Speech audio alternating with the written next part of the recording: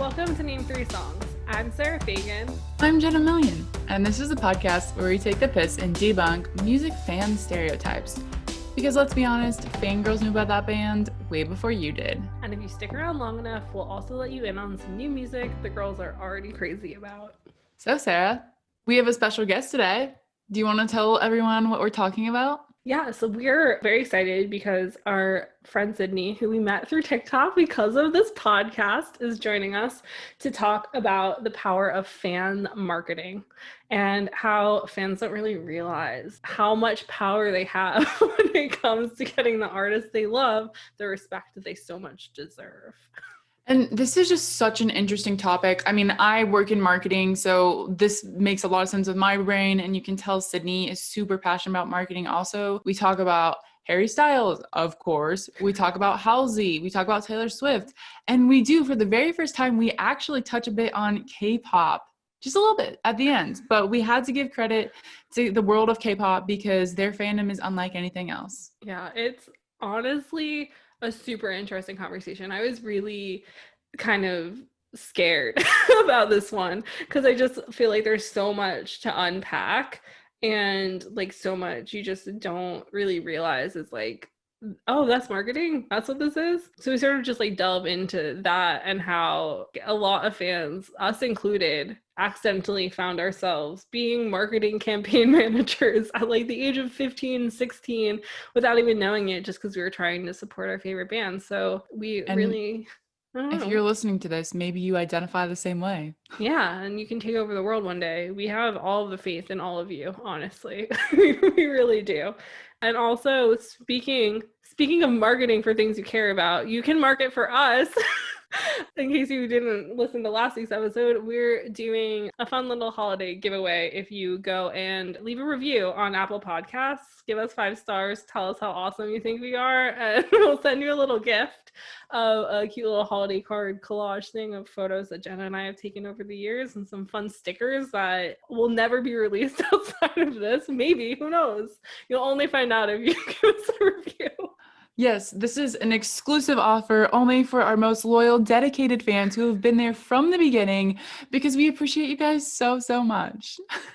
All the information is on our Instagram and Twitter at this point.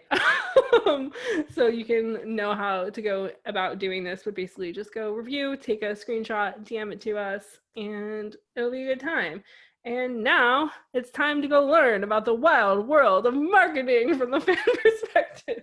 So today we are joined by Sydney Stein. She's the marketing director for Girls Behind the Rock Show, where she works on projects to advance marginalized gender within the music industry in collaboration with artists, labels, and brands. Her industry experience extends beyond marketing into live event production, where she gets to live out all of her teenage fangirl dreams of working concerts for her favorite artists. Thank you for joining us, Sydney. Thank you for having me. I'm very excited. We are too. We're so excited. I'm like, this has been a long time coming. Yeah, I've been an avid watcher of the pod for a while now. I think ever since the first episode, because I saw your TikTok. I love TikTok. Yeah, me too. I also love TikTok. So can you let our listeners know, when did you first realize that you were doing something beyond just being an average day fan? I think I didn't realize it when it was happening, and it was more of like me realizing it now. But like in the moment of the early days of like being a Jonas Brothers fan and like Twitter being a very big thing then, like just surfacing, and like every artist got on it to connect with their fans, and the Jonas Brothers fans would just do a lot of, you know, trend this hashtag, live tweeting live streams. And it's like those hashtags and all those tweets would get on everybody else's feed because they were trending. And like, you didn't think about it then. Like, it wasn't like, oh, I'm doing promo for the band because I'm tweeting a bunch about the Jonas Brothers. But like now it's like, oh yeah, I was doing a lot of promo for the band because I was tweeting about the Jonas Brothers. So to everyone that knew about the Jonas Brothers in 2007, it was probably because of my tweets and everyone else's tweets. In the early days of internet social media, a lot of us were doing things above and beyond like just being a quote unquote average fan, because there was so much access to like people you didn't know and like finding other people who did those things. And so I just think it's so funny, like looking back and being like, oh, wow, I was like working a full-time job, like being a fan. Yeah, of course, because it was like so new and so fun, and like you finally got to talk to artists. Like you had that more of a personal connection because they could tweet you back or like reply to what you were saying, and you're like, all right, I want to be on this 24/7. I'm going to be on MySpace, I'm going to be on Twitter, I'm going to be on every live stream, and I'm going to get to be able to talk to my favorite artists. Like a great part of fandom now, social media. Fandoms, they just put in so much important work, like you just said, spreading the word. And a lot of times the fangirls, when you're in it, when you're doing it, you don't realize it because there's this stigma around it. You know, this is like basically the whole premise of our podcast is destigmatizing and fangirls thinking that what they're doing isn't real or serious work, but it really is. And it is like direct experience, like for careers. Yeah, I've seen plenty of like industry people be like, oh yeah, I started out with a fan account and like I got my first jobs because I showed them my fan account, because that is promo, and like fans a lot of the times don't realize it. Sometimes they do and they create really cool stuff, which we'll talk about, but like it's kind of insane to me, like the actual power that fans have to like make or break an artist, because like they are the ones doing the groundwork. It's so crazy to like think about how much fan campaigning has been able to change because of the internet, because I have a very love-hate relationship with the online Oh world. Yeah, me too.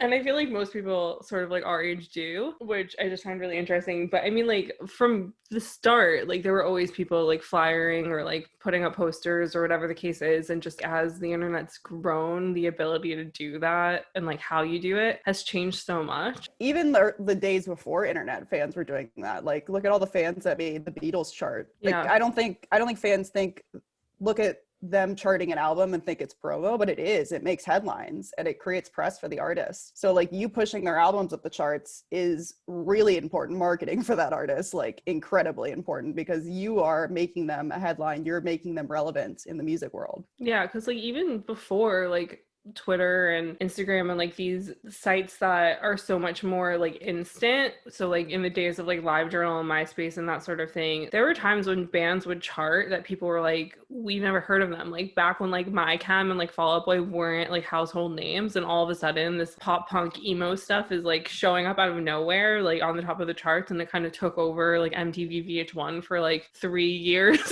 And it's just that like insane thing of just fans not even realizing what they're doing by finding each other online, realizing that there's something here, and then going and buying CDs. If the fans weren't doing this for the artist wouldn't be successful, is kind of what it is at the end of the day. Because a marketing team and like a label can do a lot, but if the fans aren't interested and they aren't the ones out there promoting, buying albums, you're not going to be successful. So it literally all the power lies within the fans. Yeah, and I think like something we've touched on previously when we were talking was that a lot of times, or sometimes at least, if like when it's everything is coming from the label and like the label's like trying to make stuff happen, it feels very forced. And it feels very obvious that like this isn't something the fans actually want to be doing. And there's other examples of when the fans kind of take over and they make their own campaigns. And I think, you know, street teaming is a good example, because sometimes street teaming is run by fans and sometimes street teaming is run by the label, and it's always different, because when it comes from the fan knows what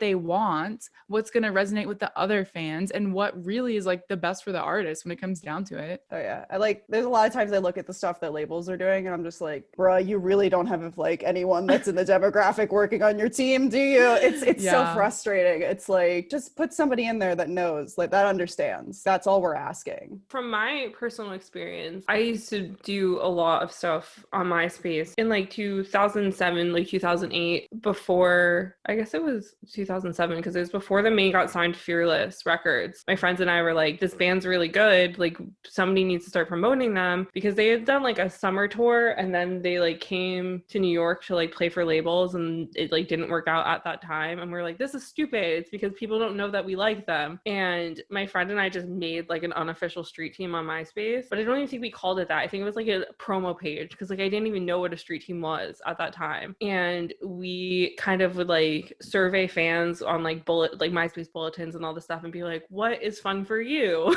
Like, right, you were doing the stuff that the label should have been doing. Well, like they weren't even signed yet, and so we were just like, you were doing like... stuff that the team should have been doing. Like, oh come yeah, on. I don't think that they like understood. I think like at that point we were all so young. Like I was 15, so the oldest person in the band would have been like 17. So I don't think that anybody. I feel like the fact that people cared was like weird. I don't know, but I'm probably making excuses for men, like I always do. But I feel like especially indie bands or artists who are just starting out, they don't always understand that you have to market yourself. They just think you Yeah. make music and then the fans will come. Oh, yeah. They don't understand that you have to build a community, and like the first people who are your fans are like the most important because they're the catalyst to like sharing it with other people. Yeah, exactly. And that was a lot of what my friends and I were doing, which were like all girls I met on the internet. I didn't meet them in real life for like, I think 6 or 7 months after we started doing this. And we would do these things where it'd be like, oh, try and like sneak video of you getting Hollister to play their music, or like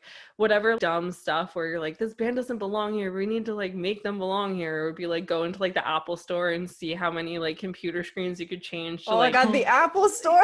yeah, change to like this like awful like like horribly graphic design Yeah, like that's poster straight up that I made. 2008 core. Like, Yeah, that was like MySpace links, like all of this like Yeah. hyperlink stuff to I like used to do back that with the- Jonas Brothers. Totally like pull up their like whatever pages, Twitter, Yeah. whatever. Yeah, actually, you know what? That's like promo that probably we never thought about. Guerrilla Like, marketing. yeah. Literally, I got kicked out of the Apple store at the Roosevelt Field Mall in Long Island once because they were like, you like what we're going from like computer to computer, but I think on one of them we like started playing the music too loud and they're like, you can't Yeah. do that. And we're like, oh, whoops.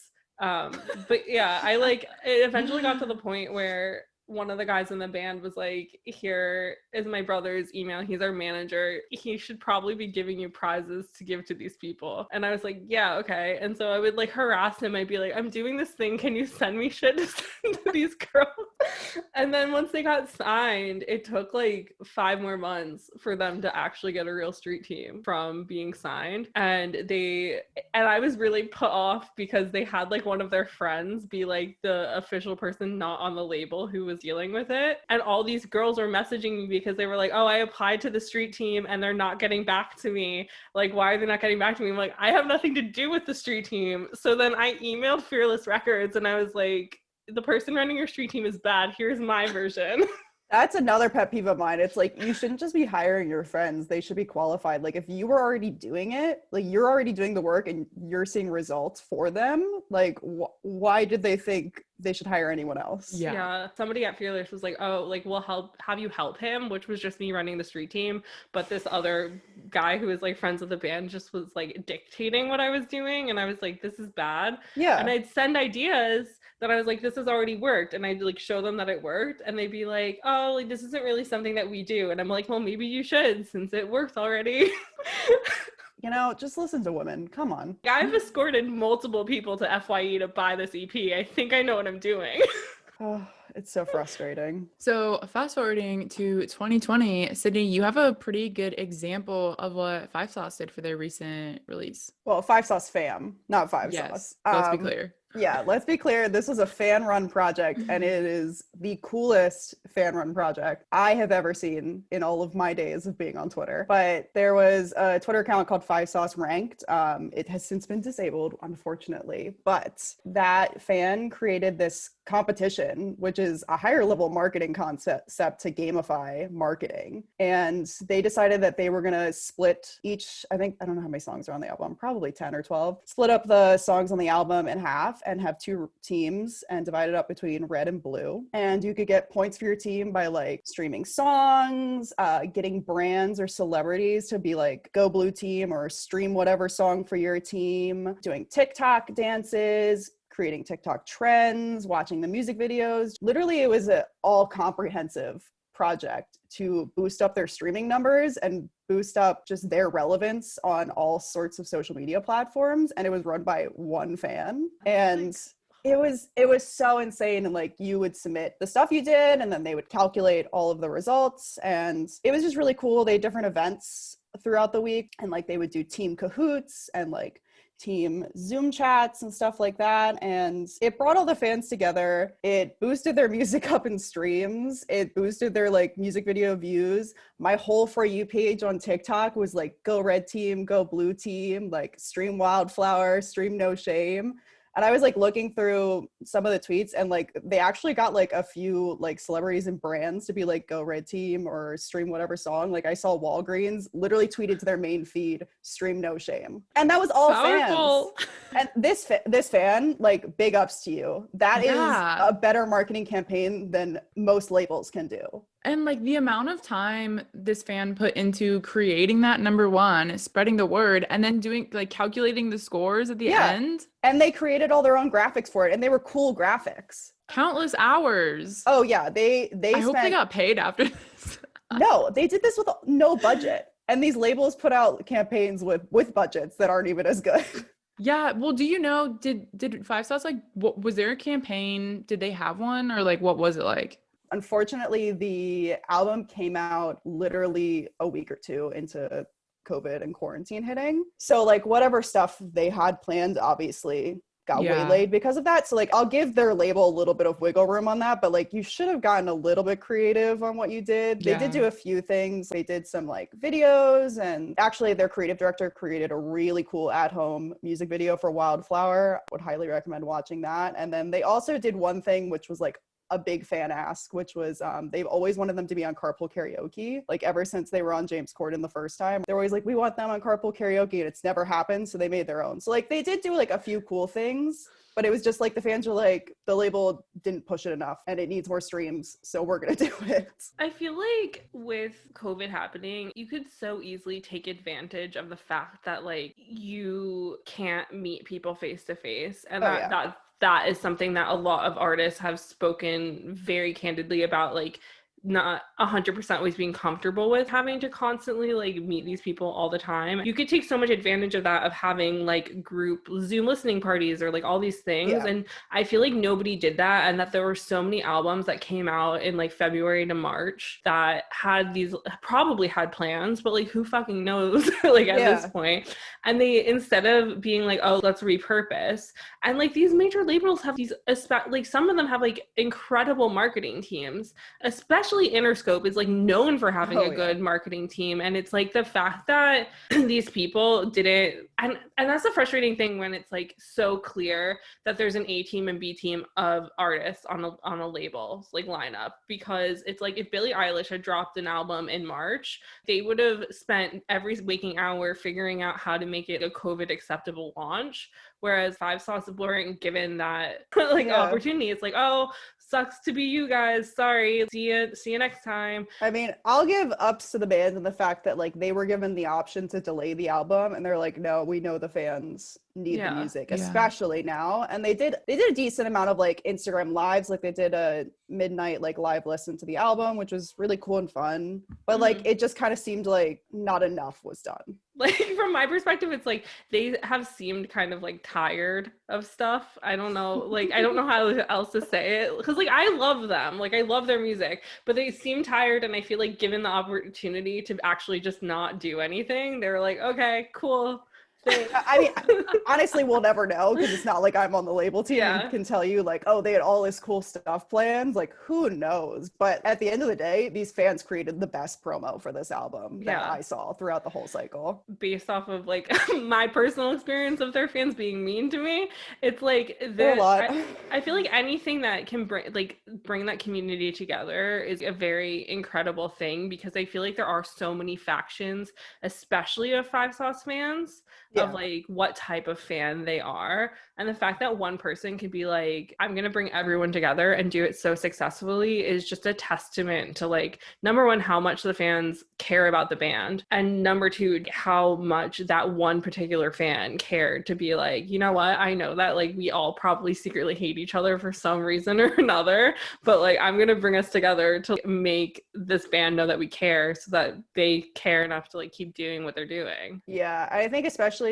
this project was done end of August time. I think this whole summer, the Five Sauce fans, there was a lot of tensions for a lot of reasons. And I think they all kind of felt like scattered. So for this one fan to be like, let's all come together and do fun things and do it to help promote the band and like bring us all together, the band, the fans, everyone together to create this. I think it's incredible that they did that. And they have obviously a huge talent for marketing, for promotion, all of that. So I hope this fan continues and like pursues this, because I would love to see other projects from them, because this was so fucking dope. Speaking of fandoms that have bazillion fractions banding together to get something done, I think that like what the One Direction fandom did with Project No Control was honestly beautiful. And this isn't just coming from me as being Louis' my favorite. And it was like the first song that he had like a strong ass solo on. Well, that's why they picked it. They picked it because of that. Yeah, I know, exactly. But I'm saying like I'm not biased to this specific campaign because of Louis, but like, you know. But I mean, yeah, they wanted to show him that they cared. And so they banded together and they got a song that the label had absolutely no interest of making a single be played internationally on like over 60 radio stations and like all this other super impressive stuff. And it just was like awe-inspiring, because I mean, as I've said thousands of times, like over the past sort of decade, I haven't really been active in fandom, and just sort of like being a bystander to this thing that I wanted to happen so badly, but I'm like, I don't know what to do here, because like I'm not part of this. I can't just jump in. And seeing them band together and be like, Louis is sad. We needed to make Louis happy by getting a song that he has such a great solo on, play it on the radio, and then successfully doing so is just like, it's so impressive. I like, you guys had mentioned this to me, and I wasn't a Directioner. Unfortunately, I think it would have been a lot of fun, but I think I had too much stuff going on in my life at the rise of Directioners. But I like was like, I don't really know what this is. And then I started reading about it. I was like, I think this was the time when my local radio station was literally like, we need One Direction fans to stop calling from across the country. We see your area codes. We understand you want this song played. Please stop calling us. It's so impressive because they literally like not only got it played on just local radio, like they got it played on BBC Radio 1, which is the biggest radio station in all of England, and Z100 in New York, which is like a super big deal.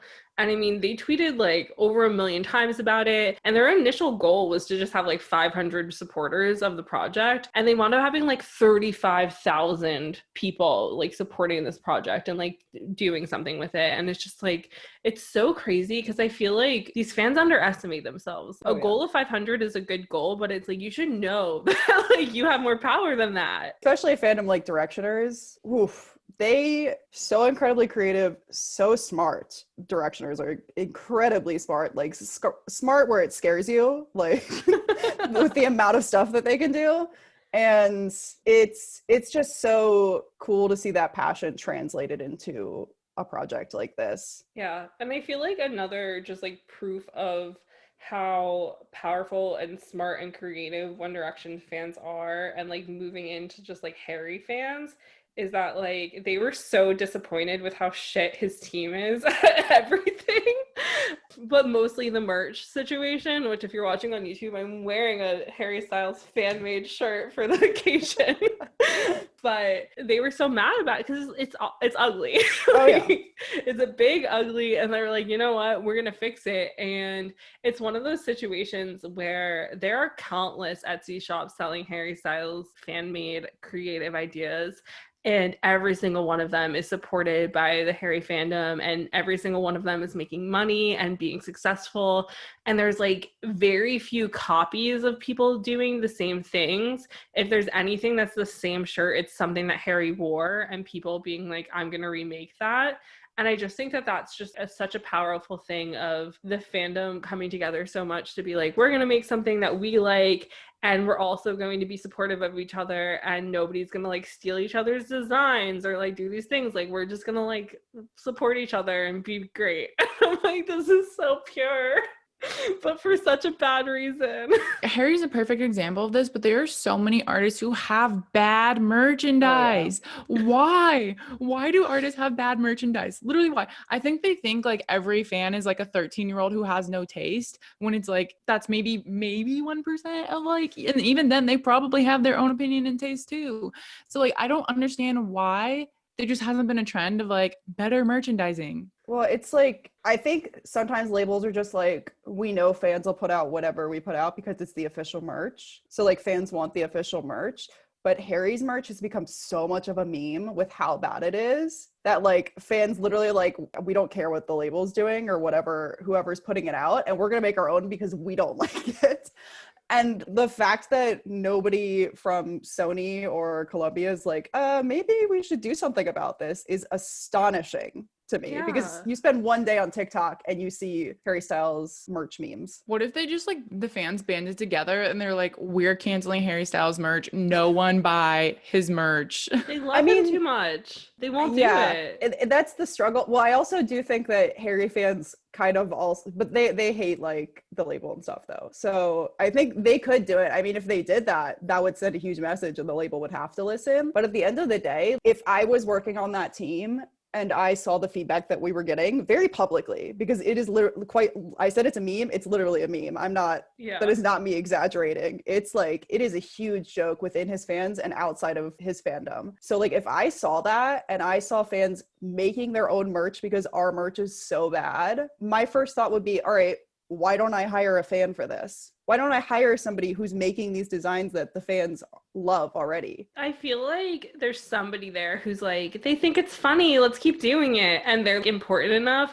But also, I just feel like his fans are like so whipped by Harry Styles that it's like they re-released older merch that was still mediocre but better than what's been coming out through quarantine, because clearly like somebody's taken ayahuasca and made all of his merch. Like, I don't know what's going on there, because they're like, oh, saturation up, hue opposite, and it's like, no.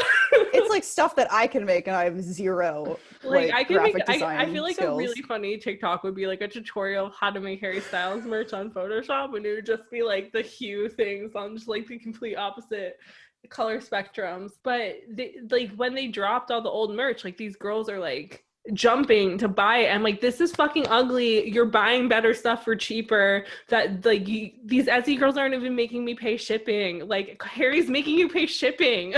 Like obviously not Harry, HQ or whatever, but it's just like, I don't know, because like we were talking about this when we were planning about just all the like pop punk bands and shit who make like the fucking ugliest merch, and it's like, I just want to wear something. And it's kind of like how in Hannah Ewens' book, where she was saying that like when you have a tattoo of Amy Winehouse, you know who's an Amy Winehouse fan because of the way they compliment it. And it's like, I want to wear band merch where like based off of the way that the shirt is complimented, I know if they're a fan or not. I don't want it to just be obvious. And because I just also am like the main today, they're a really good example of a band who used to make really shit merch. Like I can show you some of the shit merch I have from them, and then sort of realizing who the core demographic was that was buying the merch and being like, oh, we're gonna actually make the main a brand. And thus I'm making these shirts that like still have their name on it somewhere or like their logo or whatever, but they like have branding that like people see and they're like, oh, that's the main, but it's cool enough to wear and like not feel embarrassed about wearing it outside. Because I mean, like I have some like from first to last shirts that I don't know why my mother let me wear those outside, just the colors and the text. Or like anything about it Hot Topic. Ooh, I don't know how Hot Topic is doing these days, but when I would go there for pop punk merch, I mean, I remember some ugly shirts up there. I don't think it's as neon pop punk as it was They then. still sell the pants with the chains between the knees though. Really? Yep. I don't know how people walk in those. Yeah, it just seems like you wouldn't be able to move. It's still a thing. Yeah, but I don't know. I feel like it's just so funny when fans have such a dedicated fan base who are so focused on like trying to make the artist successful, and the artist team is like, we see you, but we're not going to do that. And I feel like just because it's funny to talk about, I want to slightly, for a little bit of time, acknowledge Justin Bieber's failure at joining TikTok and making Yummy a thing. Trying to make Yummy a thing. It's like 2020 had 2 songs about eating pussy, and there was one that was good, and there was one that was bad. Oh. Hot take over Oh, damn. She came for blood for Justin. I'm just saying, like, damn. No, it's true. It's very true, because like, yeah, I mean, outwardly that whole like Yummy campaign was a mess, and I think Justin got very much dragged through the mud for posting that like fan-made graphic of like turn on a VPN and then stream it and make sure it's streaming from the US. But I do think that's like a cool testament to him recognizing what his fans do promo wise. The fact that he took a fan made promotional streaming graphic from a fan account and posted it to his account. It's like, all right, at least Justin's paying attention to what his fans are doing. Outwardly for the public, that was like, bro, what are you doing? Yeah. But I think that like that's the thing also is it's like I feel like it's embarrassing for a label team to have the artist be like, my fans are smarter than you, like look at them. Then hire them. Yeah, but that's the other thing. It's like Justin should have the power. And like talking to Mariana in our episode, it's like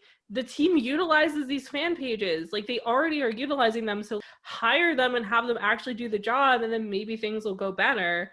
And I don't know. It's just funny because in doing research for this, you just Google like Justin Bieber Yummy TikTok campaign. And like the first thing that comes up is an article for The Independent, which has the best title I've ever read for an article, which is why Justin Bieber's TikTok campaign for Yummy is so embarrassing. And I'm like, you just went for the jugular. And I'm like, what is your name? Her name is Annie Lord, and I'm obsessed with her. So you're an icon. I'm so proud of you. But it was because for those of us who weren't familiar with the TikTok trend, please enlighten us on why it was so embarrassing. So he literally released like 3 or 4 videos of just him sitting in his bed in different stages of undress, like playing with his mustache or like wiggling his nose to like the beat of Yummy. And it's like, just do something that's like more interesting, or like hire someone to make a dance, or like do something sexually explicit in some way. Like, do something creative. Don't just sit there. Yeah. His team is just like, you need to get on TikTok. And he was like, no, that's it though. It wasn't his team, it was him. You know, his team is like, get on TikTok. TikTok's really good for music. But like the issue there is the disconnect of labels or artists or whoever getting on TikTok, and like they don't understand TikTok. Exactly. It's like you can't just tell someone to get on TikTok and immediately start posting, because the content is like unlike any other platform. You have to like understand what's popular and what's not in order to do well. Yeah, it's not like Facebook or Instagram or Twitter where you can just recycle the same copy, same picture, whatever.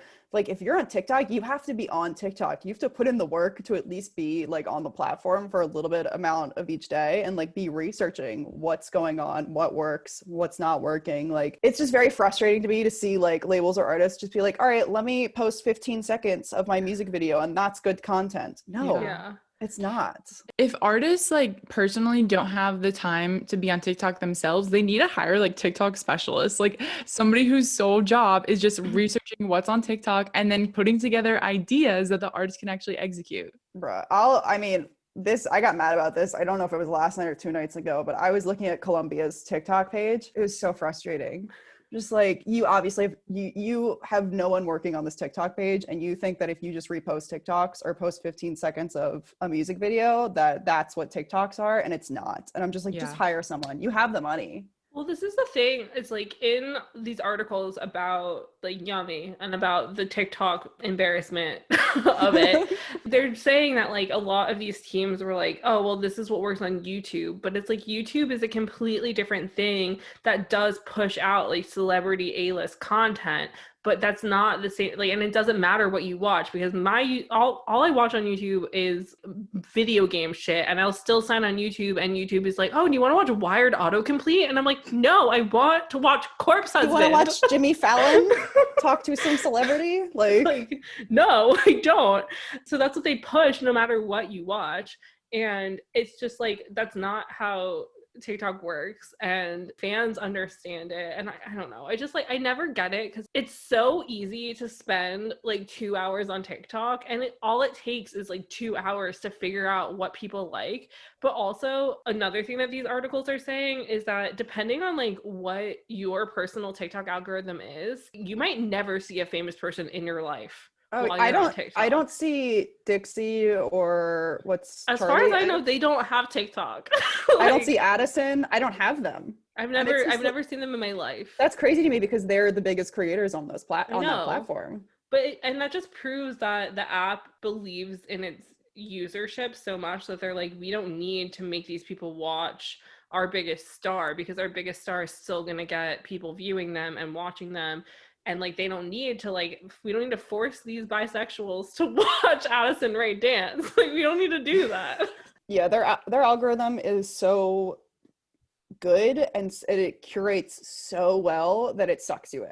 That's the other incredible thing about how fans and fandom are utilizing this app, is it's like you like one video of Harry Styles and the next thing you know you're like 7 years deep into research, and all of a sudden you're like a 35-year-old mother who would die for Harry Styles, or like you see like a BTS video and you're like, oh, this is interesting, and you like it, or you like go to that account, you watch some videos, next thing you know you're like this punk rocker who's obsessed with BTS just because like one kid made a really fucking good video about them, and you're like, oh, I'm intrigued. Because like, and that's the other thing where I feel like so many people are so stuck in like genres of music that they like like don't want to branch out, and TikTok is like bringing to the forefront how much overlap there is between genre and music and fandom nowadays, that like it doesn't matter. Yeah, I mean, that goes back to like kind of the column promo comp, where like two of like the main point categories were like making TikToks. I think it was two. At least one of them was like making a TikTok and making it a trend. The fans realize how important TikTok is, and I think the music industry does as well. But I don't think they take it as serious enough as they should. Like, they don't put in the effort for it. The Miley Cyrus one that's going around right now, it's like, if Miley comments on this, I'll do whatever she tells me to. Those are funny because, like, obviously a fan started it. And I kind of don't believe that it's Miley actually going and commenting on the account. I think probably her team, like, maybe she does a little bit. I think her team is definitely part of it. But it keeps people, like, posting about it because they're like, my God, but, like, what if Miley Cyrus comments on my video? You guys just posted one. I just posted one last night for the Girls Behind the Rock Show account. It's like everyone's doing it, and I'm gonna give big ups for Miley. One of the people that works on her team in digital is a fan, and she found her from a fan account and hired her, and she's been with her for a few years now, and like now she like is out in LA, like full-time member of the team. And like I would 100% say that a lot of the cool media and digital stuff that she is doing is because she hired a fan. I think that like Miley being tapped into the real world and like kind of tapped out of the celebrity world also helps a lot, because I'm sure she does have like a very good team behind her, but I feel like she knows what normal people are doing. Because I feel like in some ways Miley's not really relatable because of who she is, but in other ways I'm like,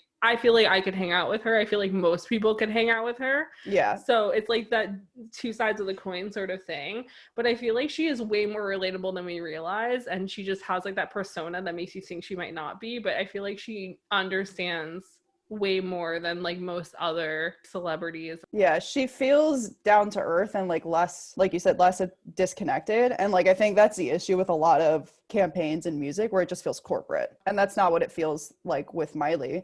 And maybe that's because of her attitude of like respecting what the fans want and listening to fan feedback and hiring fans. Like that, not something you see that often. And I think this goes perfectly into our next point, which is when you pay attention to what the fans are doing and you give them more of what they want, it almost feels like a thank you marketing project. Sydney, do you want to talk about like Badlands and Eroda a little bit? Halsey, and I don't know if it was specifically Harry or just a team. I know Halsey was a lot to do with Badlands because like that was her whole creative, like the whole album, like it creates this creative universe. So like that was very much her creative, her team's creative. There was a lot of time and like care put into that. But Halsey, when she first put out Badlands, had created this whole like website, and in Badlands was this place you could visit, and like there was lodging information, there was a gift shop that had her merch. Like it was really cool. You could call a phone number and like hear about the weather for that day, I think, in Badlands. Like it was really immersive. And then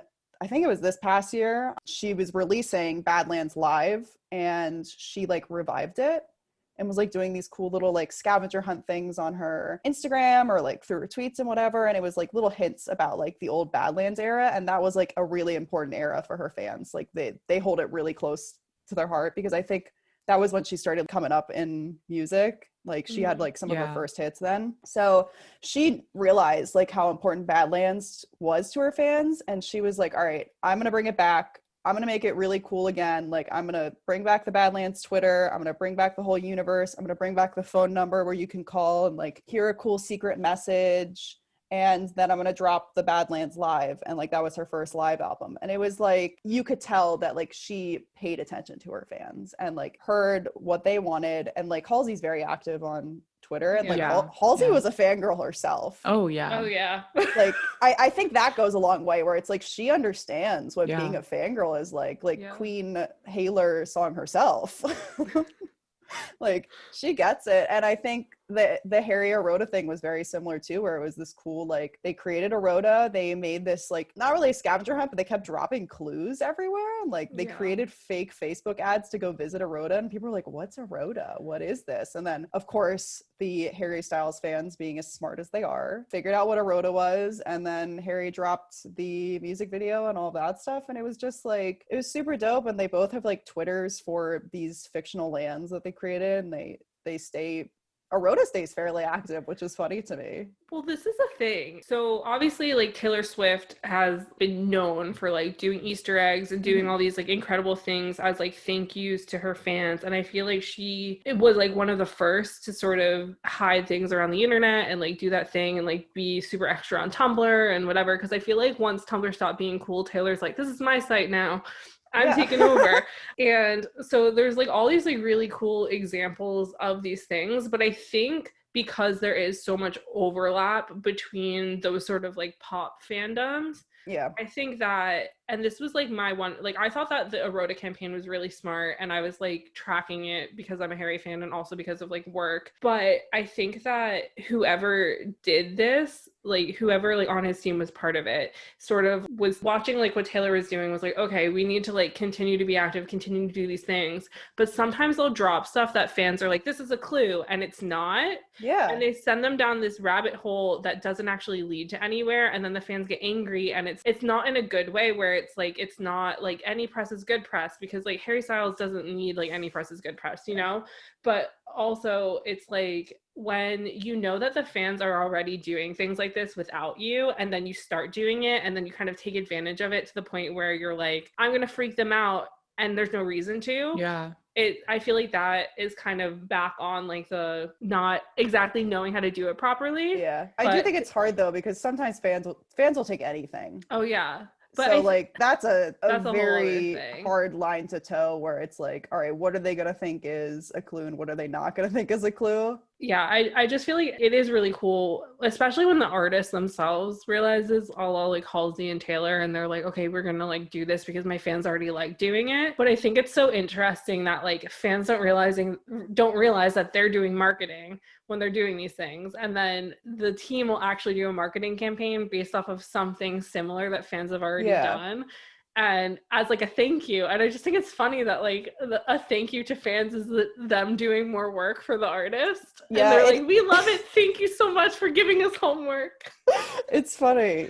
Like the fans shouldn't have to do this work, but it's just like they do it out of love, like, because they love these artists. And like, I mean, I did it too, like people tweeting about the Badlands, people tweeting about Arota, like, I mean, like that's all promotion. Me tweeting about the Jonas Brothers, you doing a MySpace like street team. It's like the fans shouldn't have to be doing this, but I think even if like the artists were doing a good job, they would be, because like you look at like Taylor, and she cares so much about her fans, and I think that says a lot in the fact that why she's so popular, because she cares a lot about her fans. And like you said, she does these Easter eggs for all of her songs, and she does those very purposefully. Like, she drops them meticulously. Like, it's honestly amazing that Harry still has fans. The fact that he doesn't give his fans anything. I think that's a disconnect between because like we're gonna talk about K-pop marketing. Maybe this is a segue into that, but like the way that like non-Western artists work is it's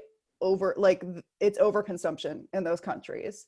But like here, we still have that rock star, like secretive rock star, like mentality of like what's going on behind closed doors, and like they have this glamorous lifestyle, and like that stuff still brings us in. What I've seen of Harry on TikTok is like when he was filming the Golden video, there were fans like in Italy. He's like running up a hill behind the car, and everyone's like, oh, what's the music video? And they figured out like it was Golden. And then like with him being in the new movie, there's photos of him on set and stuff like, oh, they're covering up his tattoos, like stuff like that. And like that's like the hot news of like what's Harry's up to. And there is that secrecy of it. This is my thing with Harry, is like I love him, but I love Harry Styles the persona. I don't like any time, and this is really frustrating, and I think it's mainly the Vogue article and because of how Vogue is. But when I read the Vogue article, I've never felt less connected to Harry Styles than I ever have. Like, I was reading this article and I was like, this man and I have nothing in common. We will never have anything in common. Like, maybe he's just like a rich man who like wouldn't want to ever speak to me sort of vibes like from that article. And I feel like secrecy is interesting and all that sort of stuff, but I feel like, and we've talked about this a lot, but it's like the separation of like the persona and a real person can get to a point where it can be kind of detrimental, because you read an article like that Vogue one, which possibly has nothing to do with Harry, possibly just has to do with the guy who interviewed him and like the way he was asking questions and the way he was talking about Harry, because he leaned into the air of mystery or whatever the deal was. But it's like, when you know so little about an artist and then you get an article like that, you're kind of like, wait, what?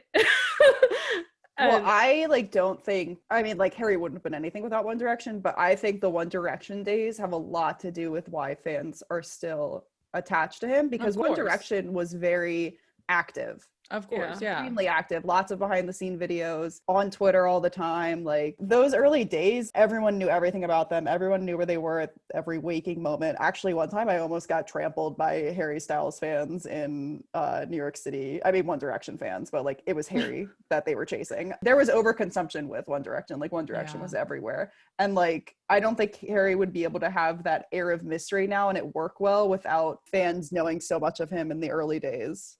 Yeah. Of course. I mean, that's why they have this picture of him that they idolize, because they think that's who he is.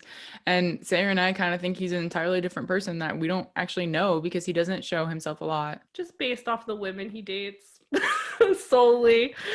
I mean, I can't blame Harry. I would not want my life everywhere. No, I don't blame him at all. I think it's completely admirable. I mean, like Jennifer Lawrence, like you don't know anything about her except for like when she chooses to be out in the public. Like there's tons of actresses and actors that do it. So I think it's completely fine for musicians to do it. But I feel like because there's just like that whole persona thing and like him wanting to keep it so much that and like the fans constantly being like with the conspiracies of like, oh, like on his Instagram, it went from like him to like white squares to like his team taking over and like he's not in control of anything, and like them thinking that like he's basically being held captive when it's like, no, he just like wants, I don't know, another Free Britney. It's just like this whole thing. I don't think it's quite that. It's not, but I don't know. It's just interesting. And I think that it's like so crazy with like when it comes to marketing, when artists are mysterious or like harder to reach and stuff. And I think that like Hannah Ewan's Fangirls book, like there's a chapter of like Japanese art people, and it's like music in Japan, and it talks about like them with Harry, but also like them with like Japanese pop bands and how Japanese pop bands exist in Japan. And like maybe you can figure out a way to get access to them outside of Japan, but like it's not super possible because their teams are so in control of everything and it's run like a business rather than music. And I just think it's so interesting how when something is so clearly like an equation, like it is with Japanese pop music, where it's like you have to go to a specific store to see photos of them and then to buy photos of them, and like you can't have photos of them in magazines because like they can only have photos at like the Johnny stores and like these sort of things. I feel like when it's so clear what's happening with that, I'm like, okay, that's just how it's run. But it's like when it's 50-50 things with artists in America trying to be mysterious or whatever, it's like pick one lane or the other. Like, don't tell me everything about you one day and then the next day disappear for 6 months. Whereas in Japan, it's like you only get access if you do what the label's asking the fans to do, which is like, oh, like we might add a 6th member to the band, buy the single with their face on it to pick who gets their debut, and these sort of things. And the fans are buying like 30 copies, and then like the next day there's like dumpsters filled with singles because the fans are just like, well, they're giving us the opportunity to feel like we're in charge and we never get to feel like that. So we're going to go into it. We couldn't do this episode without talking about non-Western artists, because I mean, K-pop is basically one of the biggest genres in the world right now. I mean, it's starting to dominate, if it's not already dominated, the American market. And part of this is like, and Sydney, you were actually talking about this, how the marketing for K-pop just would not work for like American market. No, it'll work to an extent, but we're just too, like, culturally we're too different, because if you're in one of these Eastern countries, it's like these idols, they're everywhere, like every corner you turn, they're on a billboard, they're in a movie, they're on a TV show, they're promoting some product. And that is not something that artists could do here, because we would be like, okay, you are just some corporate plant, like you are literally, it's like Josie and the Pussycats, or it's like Truly. like you're But wait, brainwashing us. Sydney, I'm curious actually, because K-pop is becoming so popular around the world, in America, in Europe. I'm curious, like, what do you think is marketing going to move that way more so? Because if fans are like, well, actually, we do want to be able to see these artists all the time. We do want videos of them on media and their own TV shows and stuff like this. Whereas you're saying like most of America would be like, whoa, that's too much. But because like fangirls are starting to move that direction, do you think we're going to see a trend like shifting here? I think a little bit. They'll never be a 100% shift, because our cultures are just so different, and like there's no possible way to take the K-pop like algorithm. It's not like Swedes, where they have their algorithm for songwriting. It's not like that. Like, we're not gonna be able to take the K-pop algorithm and just be like, all right, put Harry Styles into it. It's just that 100% won't work. But there's a lot of talk about how K-pop, from K-pop themselves, that their marketing is fandom marketing. Yeah. And I think it is completely possible for our Western artists to take on that fandom marketing, where it's just, you put out tons of content because that's what the fans want. They want this content. They want the personal connection. They want the behind the scenes. They want you to go on live streams. They want you to be on Twitter. They want you to be active. And like, that's what these K-pop artists do. They're just constantly online. The amount of content that comes out of K-pop is so much that the normal person can't consume it all. Yeah. Like, it is impossible to consume everything. And they just like put out so much that you will constantly stay interested. And it goes throughout all of their marketing, because they create these groups. And that's also like another huge issue, is that like these K-pop entertainment groups create the groups specifically, and they cast the idols into specific characters, and then they create these storylines that go across multiple albums. And like, that's another reason why people stay interested, is because you want to see this whole storyline play out. And like, the articles that we were reading, they had compared it to the Marvel Cinematic Universe, and it is like that. You can have the Avengers and then like 5 Avengers movies, but then each Avenger can have their own storyline, their own movies. And that's kind of what these idols are like, where it's like they have this cohesive storyline. Like BTS has multiple storylines across multiple albums, but each of their idols also has their own story within that storyline. And it's just like this whole world for these fans to live in, and it consumes them, and it works really well. But our artists won't be able to do that, because we don't make our artists like that. Like, we're not casting artists into roles. Like, they are their own person. I just have a question, because I'm just sorry, ahead. because I've been trying to wrap my head around this for months, and I'm still just like confused. I am not an expert. No, I will thank my BTS friends for helping me. Based off what you're saying, I feel like you might be able to answer this question. So they're playing characters, right? Like, these people have their own names, but like, is the storyline anything to actually do with who they are, or is it 2 separate people? It is themselves, but they're also a character. Yeah. It's like, I don't quite understand it myself, and I think BTS fans and all these other K-pop fans will understand it way better. But it's like they were cast music, as the person. I'm assuming, because I'm also just assuming here, within the music it's a character, but then like as a person, like when they're interviewing and stuff, it's them as a person. Yeah, but I think like part of the reason they were cast in that role is because of their person. Okay. Yeah. I think there's overlaps between like the characters and like their personalities. So it's not like with Spice Girls where like you're Baby Spice because you're young. It's like you're like whoever you are because you fit like these 5 parameters we wanted for this character. So you can continue to be yourself, but you'll fit into the role within the music. Yeah, like K-pop, these idols, they go through years of training. Yeah.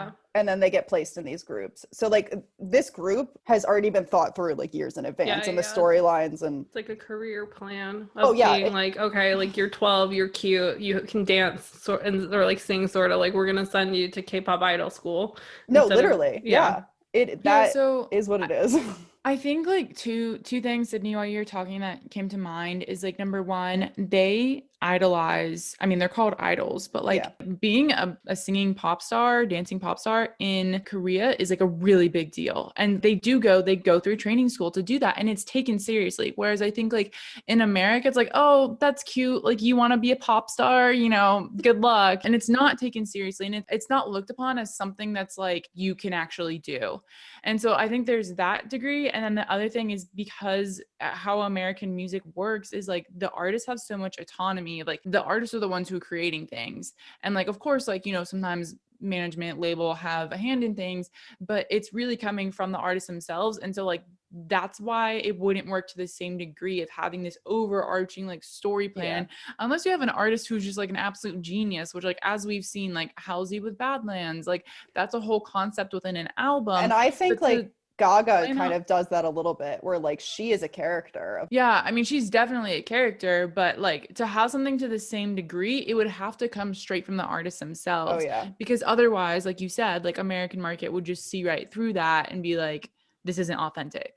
Yeah, I feel like also it's like because it's something foreign, and I feel like Americans love the idea of something that's not from here. That also makes them more welcoming and accepting of the fact that they do things differently, because they're like, oh, like this is like a new culture, like a new thing, like I'm learning so much and like all of that. And I feel like that's also why fans, because I know like their fans everywhere do all of these like marketing and everything, like no BTS army project is only like one country based, like it's everywhere, which is incredible in and of itself.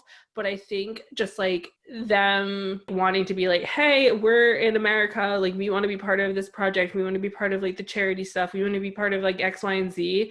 I think that is them trying to be like, we know that this isn't what's expected of being something that would do well here, so we need to go above and beyond. And then they're doing like the fan cam things with like to troll Trump and like all this different stuff, and being like, look how powerful K-pop is, that like we can like take down fascism with it, or whatever they're doing. Like obviously that's like the smallest thing out of like all of the other big projects that they've done, but I just think their willingness to like accept what's going on there just proves also like how ready the younger generation of Americans are to just like accept things that aren't American like standard, you know? And I think also going back to your point about like K-pop fandom knows how powerful they are. Yeah. Like, and they've gotten very good at organizing themselves.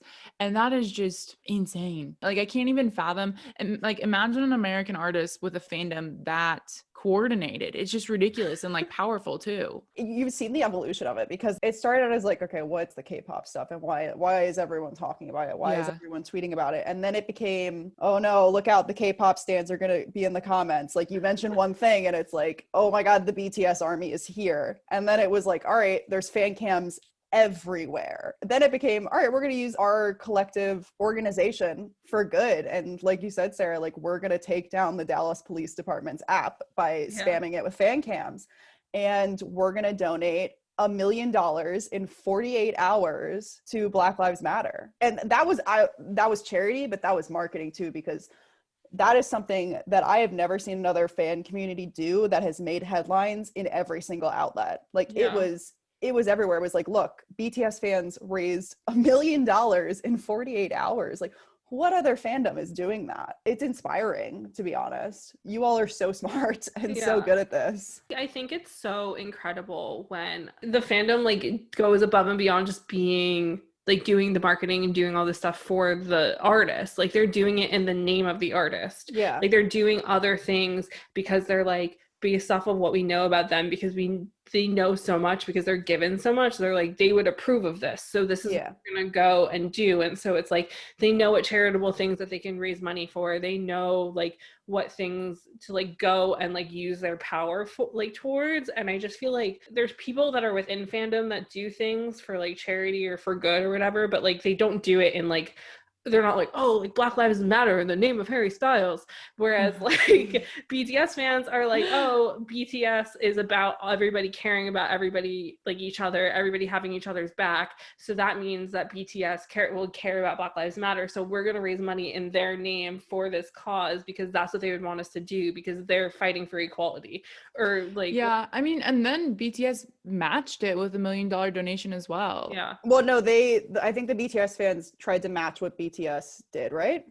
Am I correct on that? I don't know which came first. I think it was BTS did it, and then the One in an Army charity project, which is the BTS Army's, like, they created their own organization for charity. Then they're like, all right, we're gonna match it. Yeah. That's incredible. Yeah. So I think I'm just like thinking like, it's like, why haven't we seen this type of like organization and commitment and power from a fandom just from an American artist? And I think part of it is because these K-pop artists are so accessible that it's like they're constantly living in this world of like K-pop fandom, and like the artist is constantly giving it to them, and they're doing, BTS has like their own like talk show, reality fun game show thing they do like weekly. They have tons of stuff. Yeah, they do and so like V lives, they do chats with like they have their own Yeah. chatting apps. It's just, I don't So know they're, how like, these K-pop fans constantly- consume it all. Yeah, it's like a cycle of like they're constantly giving to the fans and the fans are giving back to them, and so they have this very close bond. And I think people within the fandom all kind of have their little group of friends, and because the content is so constant that you're always just in that mode. And I think that's why it's more powerful, and that's why they're able to organize and do these bigger things. I think it goes a lot back to like Hannah's book, where she said that these fans will buy the merch or the albums to like show how dedicated they are, because they want to prove that they're like the biggest fan, and they're doing it for the artist. And I think the more you give, the more you're going to get from your fans. And that is evident in K-pop, because like they give so much, and they let these fans into their lives so much that like these fans feel like they're a part of this journey, like truly feel like they're a part of this journey. And they want to support them in any possible way that they can. And we see this on a smaller scale from other artists. I mean, like any of these artists that are big, like the One Directions, the Harry Styles, the Taylor Swifts, the Shawn Mendes, Ariana Grande, those people, Halsey, they're tuned into their fans and they're active. I mean, maybe we'll exclude Harry from that, I guess, maybe.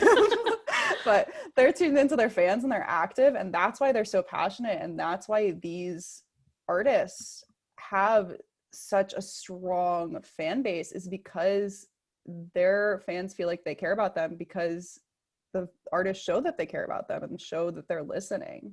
I think a lot of the dedication comes from the fact that these groups came out of a non-Western society, and those are more of a collectivist society where they do everything for the greater good. Yeah. Mm-hmm. Yeah. So these fans are doing it to show their support for this group. And also these fans are more respected in these countries. Like these entertainment groups are like, we do all of this because the young girls' taste in music is good, and like they have the buying power, and like we make everything for them, and that's very refreshing. But that is something completely different than what we do, and we're seeing some artists move towards it. We're seeing them move towards the K-pop model, honestly, where Shawn Mendes has his latest album, he's releasing photo cards like the K-pop albums, where you can buy different variants of the album and get the different photo cards. And like Taylor Swift with her Lover release was like the K-pop books. I saw it in Target. It was like those nice cool booklets that you collect. They're moving towards this, we know what the fans want. The fans want these cool collectible things to show that fans care about the artist. They want to hold that with like a badge of honor. And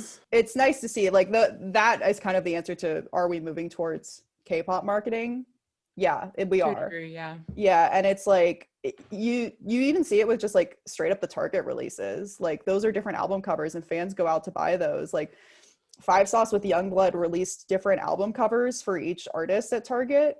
And like that's something that like I think K-pop does that, where they release different album covers with different photo cards for each artist. And it's like those fans probably went out and bought 5 albums, one for each member, and then one for the group one. And it's insane, K-pop marketing. And I truly appreciate that they have a fandom forward marketing model, because it's refreshing to see, in something we don't respect in this country enough. I feel like in conclusion, like, you know, you as a fan, like people listening, like us as fans, we have so much more power than I think that any of us are ever really willing to acknowledge or like ready to accept. But I think like the second that we lean into it, like these K-pop fans have, like, that's when we get what we want. And I'm not saying to like stalemate HSHQ, like that's not what I'm saying to do, but I mean maybe I don't know. I just think that like if we're clear on what we want, and if we're concise and we just keep doing what we're already doing, it's gonna happen where we don't have to do it ourselves, and like you'll be able to like get more.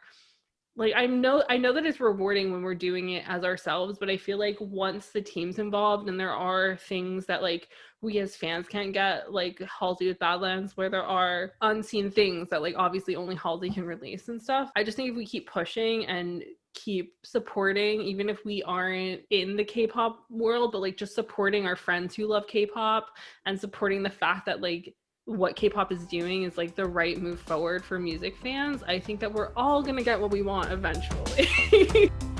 And it's time for everybody's favorite part of the episode, obviously, which is the band of the week in 30 seconds or less. And Sydney has the honor this week. So are you ready? Are you prepared? I'm ready. I'm very ready to talk about it. I'm going to count you down in 3, 2, 1, go. Okay, so my artist this week is Charlotte Sands. I found her on TikTok because she made this awesome song about Harry Styles on the cover of Vogue, and the song is called Dress, and it's about him being a manly man and wearing a dress, and it's super fucking dope. And all of her other songs are also bops, so you need to go listen to her. Go follow her TikTok, follow her Twitter, follow her Instagram, follow her on Spotify. Just bops all around. 10 out of 10. Love her. You go, girl. Sydney, thank you so much for bringing your knowledge to the show. This was such a fun conversation. Once again, we could dive into all of these different little side quests forever.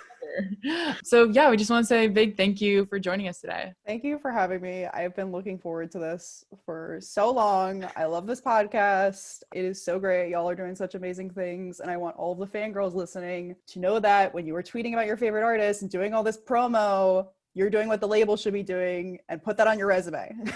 Absolutely. More power to the fangirls. And if people want to find you after this, follow you, where can they find you? All of my stuff is Sydney K. Stein, except for TikTok, which is Sydney, like in Australia. If you want to find Girls Behind the Rock Show, which I run all of those too, that's at Girls BTRS for everything. So that was an informative blast. An informative blast. Truly. I'm glad you guys jumped headfirst into K-pop, because now I sort of understand it a bit more. I get it. I literally, as I already said, have been reading about this for months. And now I feel like I understand, so thank you. So if you guys have any thoughts, especially about the K-pop stuff, because we have so much to learn before we actually fully dive into it. If you are big mad about anything we said about Harry Styles, which for the first time I can say, please come at us on Twitter, Instagram, TikTok, what have you. We are under Name 3 Songs as per usual on all social media platforms. You can come at me personally at Sarah_Fagan, or you can come at Jenna personally. Although I feel like Jenna has nothing for you to attack her about today. I'm very much the peacekeeper in these conversations. Although maybe I'm not. You tell me. So if Jenna pissed you off somehow, she is at Jenna_million on Twitter, and you can harass her there. So as per usual, thank you for joining us on Name 3 Songs. Until next time, never let anyone make you feel bad about your favorite band. And you're never too cool to listen to Harry Styles. Don't forget to subscribe to be notified when each episode comes out, and leave us a 5-star review. They really help. If you want to find out more about any of the sources we referenced in this episode, you can visit name3songs.com.